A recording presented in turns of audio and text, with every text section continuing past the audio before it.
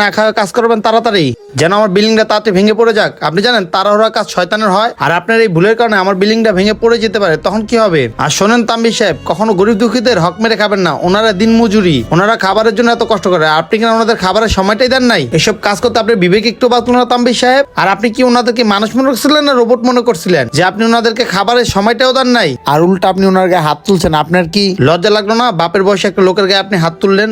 আপনার বাবা হলে কি করতেন আপনি? যাই হোক, আপনাকে বুঝাইল আপনি, আপনার মতো কন্ট্রাক্টর এখানে আর লাগবে না, যে নিজে স্বার্থ বোঝে। আপনার সাথে ডিল ক্যান্সেল, আপনি এখনই চলে যান। স্যার থাক, মাফ করে দেন না ওনাকে। আমরা চাই না যে আমাদের মতন ওনার পেটেও লাত্তি লাগুক। দেখছেন মিয়া, ওনাদের মনটা কত বড়। ওনারা গরিব হতে পারে কিন্তু ওনাদের মনে কোনো হিংসা নাই, আর আপনি কিনা ওনার গায়ে হাত তুলছেন। এখন ওনার কাছে মাপ চান। আসলে বাবুল ভাই, আমি কাজের প্রেশারের কারণে আপনাদের সাথে অনেক খারাপ ব্যবহার করছি।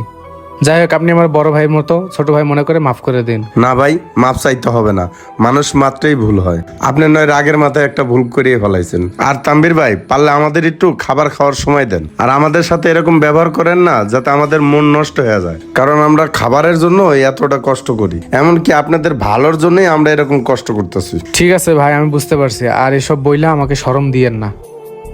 একটু দাঁড়ান, এই নেন, এখানে আগের হাজিরা সহ কিছু টাকা আছে, খাবার খেয়ে আসুন। আচ্ছা তাম্বির ভাই, এখনই যাচ্ছি। আচ্ছা যান, ঠিক মতো খাওয়া দাওয়া করেন, যান।